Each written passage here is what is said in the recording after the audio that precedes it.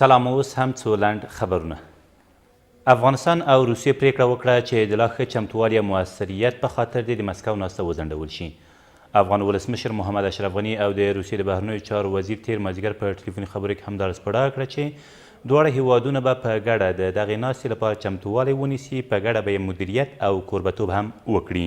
په دې خبرو کې همدارنګه پریکړه وشوه چې په دغه موده کې به د دواړو هیوادونو ترمنځ ټیمونه د ناستې د څرنګوالي او وخت معلومولو په خاطر هم ګډ کار وکړي. ولسمشر غني د سولې په بهیر کې د افغانانو په مشرۍ او مالکیت ټینګار وکړ او ښاغلي لاوروف هم وویل چې د افغانانو په مالکیت سوله غواړي او په دې برخه کې هرې موثرې همکارۍ ته چمتو دی.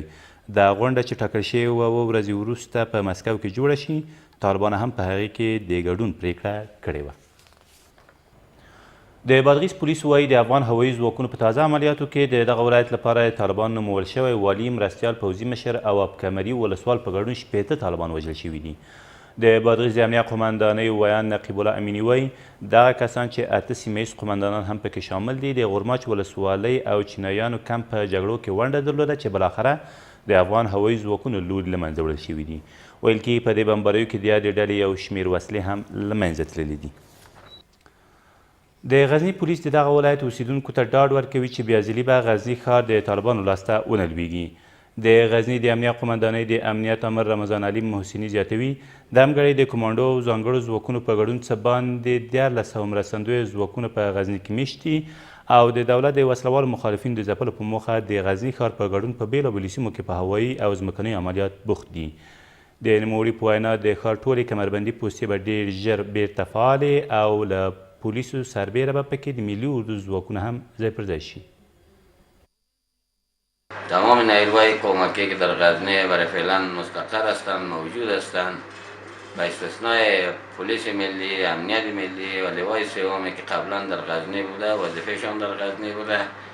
در حدود 1350 نفر نیروهای ضربتی اتحاد خاص ما، اتحاد خاص کماندو، اتحاد خاص پلیس در غزنی موجود هستند که اینا مصرف عملیات هستند، عملیات های شبانه، عملیات های روزانه و به خاطر تامین امنیت کمربندی اینا برای فعلا جابجا هست که مردم هیچ گونه تشویش نداشته باشند.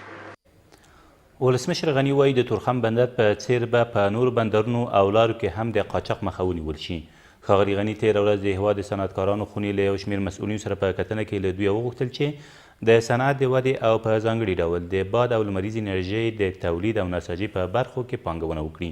نوموړي همداره ژمنه وکړه چې حکومت حاضر دی چې صنعتکارانو ته د لمریزې انرژۍ د وسایلو د تولید لپاره ځمکه په واک کې ورکړي او د وسلوال پوځ د یونیفورم په جوړولو کې د کورنیو نساجیو تولیدات وکاروي.